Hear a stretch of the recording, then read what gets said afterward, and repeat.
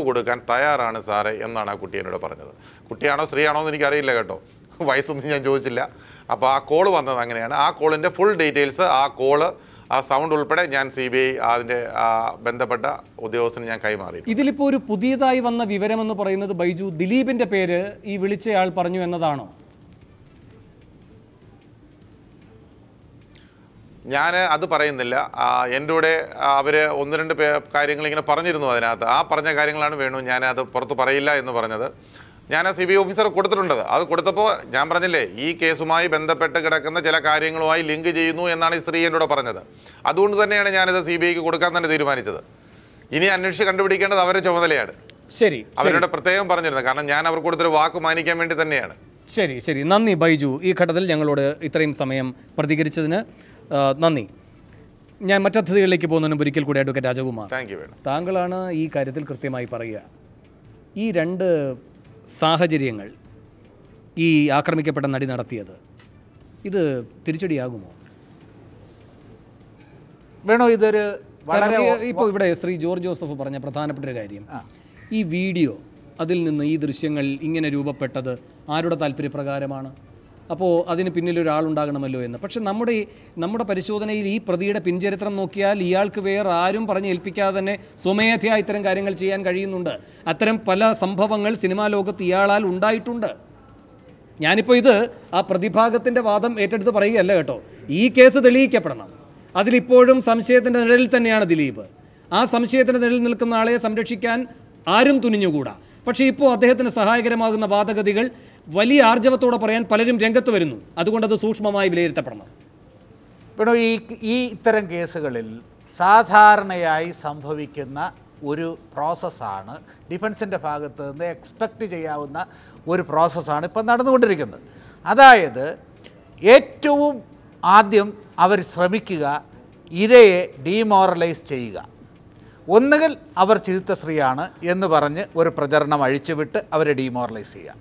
ഇല്ലെങ്കിൽ അവർക്ക് സാമ്പത്തിക ഇടപാടുകളുണ്ട്, മറ്റു വല്ലതുമാണ് ഇതിന് കാരണമെന്ന് പറഞ്ഞ് ഡീമോറലൈസ് ചെയ്യുക. അങ്ങനെ ഉണ്ടാകുമ്പോൾ നിങ്ങൾ മനസ്സിലാക്കേണ്ടത്, പല കോടതികളിലായി ഈ ഘട്ടങ്ങളിൽ ഇനി ബെയിൽ ആപ്ലിക്കേഷൻ കൺസിഡർ ചെയ്യാൻ പോവുകയാണ്.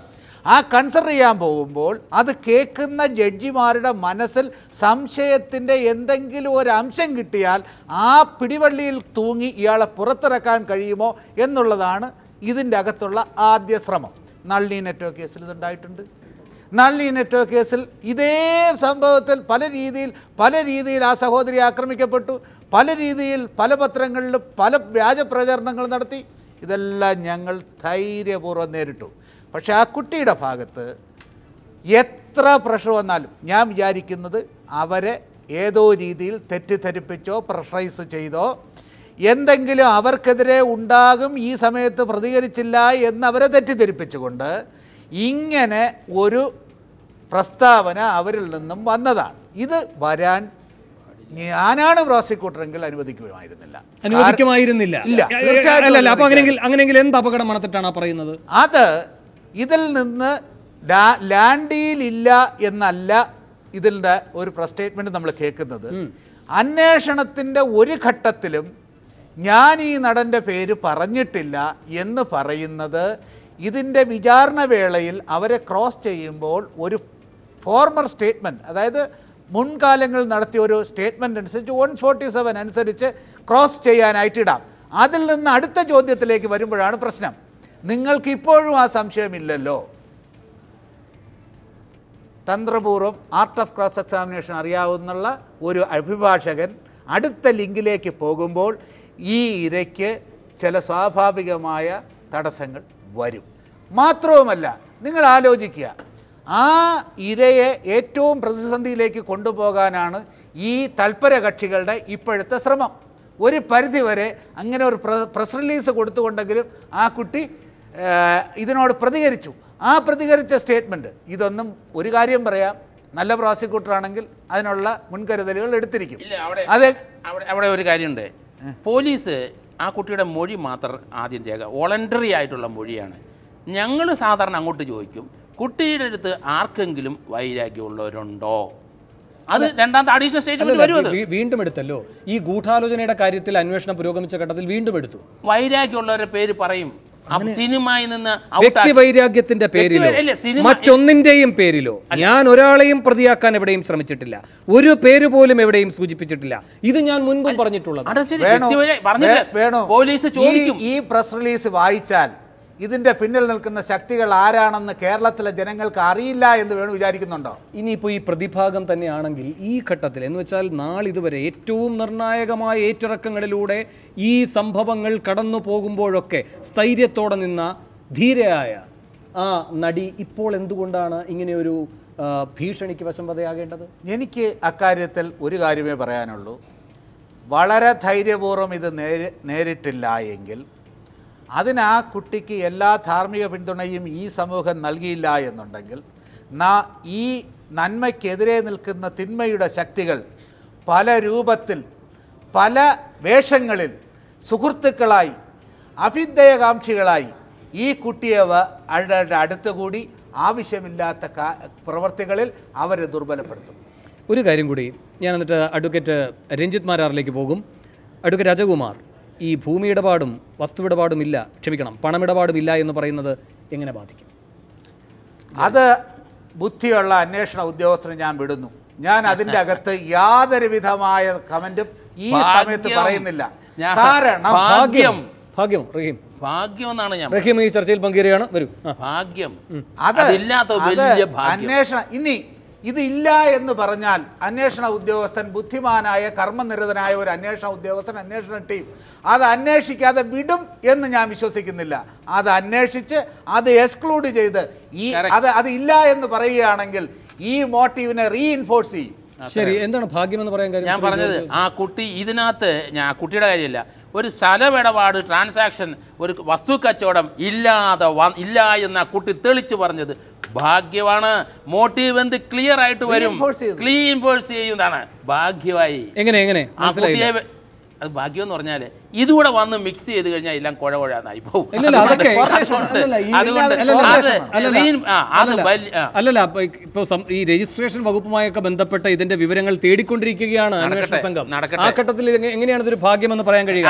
ഞാൻ താങ്കളേക്ക് തിരികെ അഡ്വക്കേറ്റ് രഞ്ജിത്ത് മാരാർ, അഡ്വക്കേറ്റ് രാജകുമാർ പറയുകയായിരുന്നു 2 പൂവാണ് അന്വേഷണ സംഘം തേടി നടന്നത് എങ്കിൽ ഒരു പൂക്കാലമാണ് കിട്ടിയിരിക്കുന്നത് ഈ തെളിവെടുപ്പ് പൂർത്തിയാകുന്ന ഘട്ടത്തിലെന്ന്.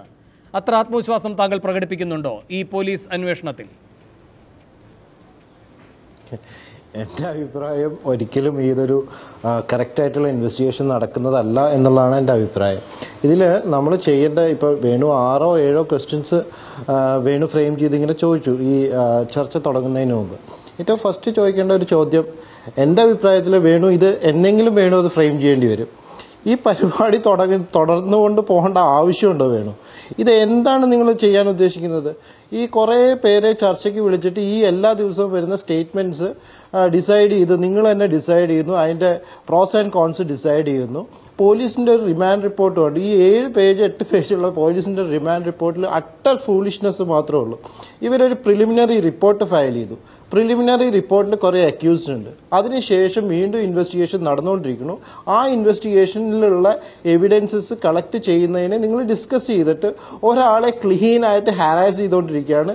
ഇപ്പോൾ വന്നിട്ട് ഒരു സ്റ്റേറ്റ്മെൻറ്റ്, വിക്ടിമിൻ്റെ ഒരു സ്റ്റേറ്റ്മെൻറ്റ് വരുന്നുണ്ട്. ഈ വിക്ടിമിൻ്റെ സ്റ്റേറ്റ്മെൻറ്റ് ചിലപ്പോൾ സത്യമായിരിക്കും, നുണയായിരിക്കും. ഇനി നുണയല്ല, ഇത് സത്യമാണെന്നുണ്ടെങ്കിൽ നമ്മൾ എന്താ പറയാൻ ഉദ്ദേശിച്ചിരിക്കുന്നത്? നിങ്ങൾ പറയുന്നത് ഇൻഫ്ലുവൻസ് കാരണം അവർ സ്റ്റേറ്റ്മെന്റ് മാറ്റിയതാണെന്നാണ് ഇപ്പോൾ നമ്മൾ ചർച്ചയിൽ പോയിക്കൊണ്ടിരിക്കുന്നത്. എന്തിനാ അങ്ങനെ ഒരു വിക്ടിമിന് പോലും ഒരു എന്താ പറയുക ഒരു ഷാഡോ ഓഫ് ഗ്രേ ഷാഡോ കൊടുത്തോണ്ടിരിക്കുന്നത്? എനിക്ക് മനസ്സിലാവുന്നില്ല. അങ്ങയുടെ വിമർശനത്തെ എല്ലാ ബഹുമാനത്തോടെയും ഉൾക്കൊള്ളുന്നു. പക്ഷേ മാധ്യമപ്രവർത്തനത്തിന്റെ ഭാഗമാണിത്. ഇത് ഏതെങ്കിലും തരത്തിലൊരു പക്ഷം പിടിച്ചുകൊണ്ട് ആർക്കെങ്കിലും ഒരു നിമിഷം ഇത് അട്ടർ റബ്ബിഷാണ് വേണു ചെയ്തുകൊണ്ടിരിക്കുന്നത്. അഡ്വക്കേറ്റ് രഞ്ജിത്ത് മാരാർ മാധ്യമങ്ങൾ കാണാറുണ്ടോ? മാധ്യമങ്ങൾ വായിക്കാറുണ്ടോ? അല്ലല്ല, ഒരു നിമിഷം. അഡ്വക്കേറ്റ് രഞ്ജിത്ത് മാരാർ മാധ്യമങ്ങൾ കാണാറുണ്ടല്ലോ, മാധ്യമങ്ങൾ വായിക്കാറുണ്ടല്ലോ. അപ്പൊ ഇതൊക്കെ അച്ചടിച്ചിറക്കുകയും ഇതൊക്കെ സംപ്രേഷണം ചെയ്യുകയും വേണം. വായിക്കുന്നതാണ്. 19-1 എന്താണെന്ന് അറിയാവുന്ന ഒരു വക്കീലാണ് ഞാൻ. അഡ്വക്കേറ്റ് രഞ്ജിത്ത് മാരാർ, ഞാൻ പറയുന്നത് വേണു എന്തെങ്കിലും നമ്മുടെ പൊതു താല്പര്യം. ഒരു നിമിഷം. സമൂഹം എന്ന് പറയുന്നത് ഒരു നിശബ്ദമായ അചേതനമായ ഒന്നല്ല. സമൂഹം പ്രവർത്തിക്കുന്നു. സമൂഹം അതിൻ്റെ ആന്തരികമായിട്ടുള്ള എല്ലാ ആലോചനകളും സംശയങ്ങളും പ്രകടിപ്പിക്കുന്നു. ആ പ്രകടിപ്പിക്കുന്നതിൻ്റെ ഏറ്റവും പ്രധാനപ്പെട്ട ഒരു വേദി എന്ന് പറയുന്നത് മാധ്യമങ്ങളാണ്. സമൂഹത്തിൽ നിന്ന് വിച്ഛേദിച്ചുകൊണ്ട് നിൽക്കുകയല്ല നാം ആരും. അപ്പോൾ ഈ ഘട്ടത്തിൽ നമുക്ക് കിട്ടുന്ന വിവരങ്ങൾ ഒരു നിമിഷം ഇതൊക്കെ ഒരു ഇരുട്ടറയിൽ നടന്നാൽ മതിയോ? ഈ വിവരങ്ങളൊക്കെ നമുക്ക് കിട്ടുന്നു, നാം ആരും ഇത് പുറത്തേക്ക് വിടേണ്ട, ഇതെല്ലാം അന്തിമമായി തീർപ്പാക്കപ്പെടുന്ന ഘട്ടത്തിൽ മാത്രം നാം ഇതാ വിവരങ്ങളുടെ ഒരു പാരാവാരം പോലെ അപ്പോൾ മാത്രം ഇത് അച്ചടി മാധ്യമങ്ങളിലാണെങ്കിൽ അത് മുഴുവൻ അച്ചടിക്കുക, അല്ല ഇലക്ട്രോണിക് മാധ്യമങ്ങളിലാണെങ്കിൽ അപ്പോൾ മാത്രം ഇത് സംപ്രേഷണം ചെയ്യുക. അങ്ങനെ സാധ്യമാണോ? വേണു, ഇതിലുള്ള ഏറ്റവും വലിയ പ്രശ്നം എന്താ വെച്ച് കഴിഞ്ഞാൽ നിങ്ങൾ ഹൈജാക്ക് ചെയ്തുകൊണ്ടിരിക്കുന്ന ഈ സിസ്റ്റത്തിനെ തന്നെയാണ്. എൻറ്റയർ സിസ്റ്റത്തിനെ നിങ്ങൾ ഹൈജാക്ക് ചെയ്തുകൊണ്ടിരിക്കുകയാണ്. ഇങ്ങനെ ഡിസ്കഷൻസ് വരുമ്പോഴത്തേക്കും ജുഡീഷ്യറിയുടെ ഞാൻ പലപ്പോഴും പറഞ്ഞിട്ടുണ്ട്, പല ഇഷ്യൂസിലും വന്നിട്ട് ഇതേ കാര്യങ്ങൾ തന്നെ ഞാൻ പറഞ്ഞിട്ടുണ്ട്. കാണുന്നു. ഇനി നമുക്ക് ഈ പറയുന്ന ഈ റിമാൻഡ് റിപ്പോർട്ട് ഉൾപ്പെടെയുള്ള ഫാക്ട്സ് ഉണ്ടല്ലോ, ഇപ്പൊ നമ്മുടെ മുന്നിൽ കിട്ടിയിരിക്കുന്ന ഈ ആക്രമിക്കപ്പെട്ട നടിയുടെ പ്രസ്താവനയടക്കമുള്ള ഫാക്ട്സ്, അതിന്റെ അടിസ്ഥാനത്തിൽ താങ്കൾ ഈ ഗൂഢാലോചന കുറ്റം തെളിയിക്കുവാനുള്ള പോലീസിന്റെ നീക്കങ്ങളെ എങ്ങനെ വിലയിരുത്തുന്നു? ഇത് അട്ടർ റബ്ബിഷ്നെസ് ആണ്. ഈ വന്നിരിക്കുന്ന ഇൻവെസ്റ്റിഗേഷൻ തന്നെ അട്ടർ റബ്ബിഷ്നെസ് ആണ്. ഈ റബ്ബിഷ്നെസ്സിനെ നമ്മൾ എന്താ പറയുക, എക്സ്ക്രീറ്റ, പോലീസിന്റെ എക്സ്ക്രീറ്റ വന്നു, ആ എക്സ്ക്രീറ്റ ഡൈജസ്റ്റ് ചെയ്യാനാണ് വേണു എന്നോട് പറയണത്. എനിക്ക് അത് പറ്റില്ല വേണു, ഞാൻ അത് പഠിച്ച നിയമങ്ങൾ എന്റെ മുമ്പിൽ ആപത്ത് എന്തായാലും ഞങ്ങളുടെ ആരുടെ പ്രതികരണത്തിൽ നിന്ന് വരുന്നില്ല. താങ്കൾ ഇത് റബ്ബിഷാണ് എന്ന് പറയുന്ന അത്രയും എന്തൊരു വാക്കാണ് നിങ്ങൾ ഉപയോഗിക്കുന്നത്? എക്സ്ക്രീറ്റ എന്നൊക്കെ പറയും. എന്തൊരു വാക്കാണ്? എവിടുത്തെ സുപ്രീം കോടതി വക്കീലാണ്? ഞാൻ ജസ്റ്റ് ഒന്ന് പറഞ്ഞു പോട്ടെ. ബൈജു കൊട്ടാരക്കരോട് ചോദിക്കുന്നു ഇതിന്റെ ഇൻവെസ്റ്റിഗേഷൻ. ഞാൻ പറയട്ടെ, നിങ്ങൾ പറയണത് ഫുള്ളായിട്ട് കേൾക്കൂ. നിങ്ങൾ ഇത്രയും ദിവസം ഇന്ന് ചർച്ച ചെയ്തിട്ട് ഒരാളെ അകത്താക്കിയിട്ടില്ലേ? അല്ലെങ്കിൽ ഇന്ന് വന്നിട്ട് വിക്ടിം പറയുന്നത് നുണയാണ്, വിക്ടിമിന് ഉപദേശം കൊടുക്കാവുന്നിരിക്കണ്ടല്ലോ. അത് ഫുള്ളായിട്ട് പറയട്ടെ. ബൈജു കൊട്ടാരക്കരോടാണ് ചോദിക്കുന്നത് ഇതിൽ ഇൻവെസ്റ്റിഗേഷൻ എങ്ങനെയാണ് പ്രോഗ്രസ് ചെയ്യണം, അതിൽ അഡ്മിസിബിൾ എവിഡൻസ് ആണോ എന്നുള്ളത്. റബ്ബിഷ്. നിങ്ങൾ എന്നിട്ട് കോടതി ഇനി ജാമ്യം കൊടുത്തു കഴിഞ്ഞാൽ നിങ്ങൾ പറയും കോടതിയിൽ ഇൻഫ്ലുവൻസ് ചെയ്താണ്. സെയിം കേസല്ലേ വേണു നെഹ്റു കോളേജിൽ ഉണ്ടായത്? ഇതേ കാര്യമല്ലേ അടുത്ത മറ്റേ ഇപ്പോൾ നിഷാം അകത്ത് കിടക്കുന്നുണ്ട്. നിഷാമിന്റെ കേസിൽ നിങ്ങൾ ഡിസ്കസ് ചെയ്ത് പ്രോസിക്യൂട്ടർ വന്നിട്ട് ആർഗ്യൂ ചെയ്ത് എവിടെ ഇരുന്നിട്ടാണ്? പ്രോസിക്യൂട്ടർ ആർഗ്യൂ ചെയ്തത് ചാനലിൽ ഇരുന്നിട്ടാണ് ആർഗ്യൂ ചെയ്തത്. ഇതേപോലത്തെ റെഡിക്കുലസ് സ്റ്റേറ്റ്മെന്റ്സ് വന്നിട്ട് ഓരോ കാര്യങ്ങൾ ചെയ്യാണ്. അയാളുടെ അനിയൻ ഇന്ന് വന്നത് എന്ത് പറഞ്ഞിട്ടാണ്? അവർക്ക് വേറെ നിവർത്തിയില്ലാതായിട്ടാണ് അവർ പ്രതികരിക്കുന്നത്. അതിനെ നിങ്ങൾ എന്താ ചെയ്യാൻ ഉദ്ദേശിക്കുന്നത്?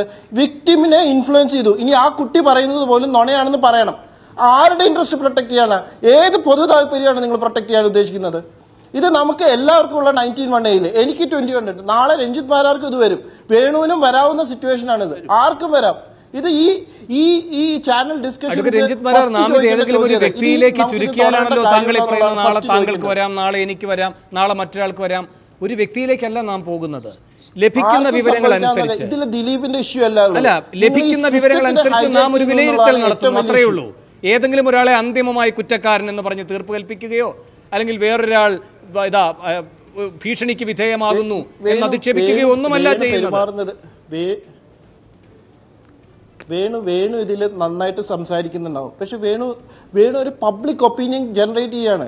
നാളെ ഈ വരുന്ന ഡിമോളിഷ് ചെയ്തേക്കുന്ന സിസ്റ്റം ഡിമോളിഷ് ചെയ്ത് പോയിരിക്കുന്നതും ഒരു ഫെയർ ട്രയൽ അദ്ദേഹത്തിനോ അല്ലെങ്കിൽ ഏതെങ്കിലും ഒരു അക്യൂസിനോ, നിങ്ങൾ ഡിസ്കസ് ചെയ്യുന്ന അക്യൂസ്ഡ് എന്ന് പറയുന്ന പ്രതിപട്ടികയിലുള്ള ആർക്കെങ്കിലും കിട്ടുമോ? ഇനി വിക്ടിം വന്നിട്ട് പറയാണ് ഇത് അങ്ങനെ ഒരു ഇഷ്യൂ ഉണ്ടായിട്ടില്ല എന്ന് പറഞ്ഞു കഴിഞ്ഞാൽ വിക്ടിമിനെ ജനം വിശ്വസിക്കുമോ? ആ സിറ്റുവേഷനിലേക്കാണ് ഈ ചാനൽ ചർച്ചകൾ പോയിക്കൊണ്ടിരിക്കുന്നത്. അതിലാണ് എന്റെ ആവശ്യമുള്ളൂ. ഫൈറ്റ് അഡ്വക്കേറ്റ് രഞ്ജിത്ത് മാരാർ, ഈ സൗമ്യ വധക്കേസിലെ ഒരു നിർണായക ഘട്ടത്തിൽ അന്വേഷണ സംഘം കഡ്ജുവിനെ പോയി കണ്ട് ആശയവിനിമയം നടത്തുന്നു. ആ പശ്ചാത്തലത്തിന് മുൻപ് തന്നെ കഡ്ജു ഒരു ഫേസ്ബുക്ക് പോസ്റ്റ് ഇടുകയാണ്. ഈ അന്വേഷണ സംഘം പോയി കാണുന്നതിന് മുൻപ് തന്നെ ഇന്ന പിഴവുകളുണ്ട് എന്ന് പറഞ്ഞ് അതിൻ്റെ ഭാഗമായി അന്വേഷണ സംഘം അദ്ദേഹത്തെ പോയി കാണുന്നു. എങ്ങനെ? സോഷ്യൽ മീഡിയ ഉപയോഗിച്ചതിൻ്റെ ഭാഗമായി. അതിനുശേഷം ആ കാര്യം ഗൗരവത്തോടെ കോടതി പരിഗണിച്ച് മറ്റൊരു രൂപത്തിലേക്ക് പിന്നെ ആ കേസ് പോകുന്നു. പക്ഷേ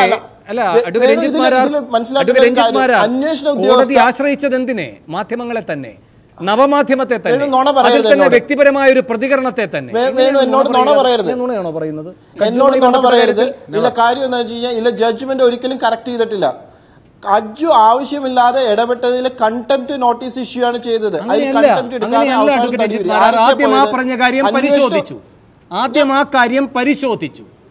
ആ കാര്യം ഒന്ന് വിശദീകരിക്കാൻ ഞാൻ പോരട്ടെ, ഞാൻ പറയണത് ഫുള്ള് കേൾക്കണം. അല്ലല്ല, എനിക്ക് സമയമില്ല. അഡ്വക്കേറ്റ് രഞ്ജിത്ത് മാരാർ, എനിക്കിപ്പോ കഡ്ജുവിന്റെ വിഷയത്തിലേക്ക് പോകാൻ എനിക്ക് കഴിയില്ല. ഇല്ല, എനിക്ക് അനന്തമായ സമയമില്ല. ഞാൻ ഇടപെടുകയാണ് രഞ്ജിത്ത് മാരാർ.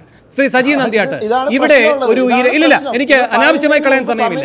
ശ്രീ സജി നന്ദിയാട്ട്, ഇവിടെ ഒരു വിമർശനം വരുന്നത് പ്രബലരാണ് ഈ പറയുന്ന ഇപ്പോൾ പോലീസ് കുഴപ്പക്കാർ എന്ന നിലയിൽ മാറ്റി നിർത്തിയിരിക്കുന്നത് എന്നാണ്.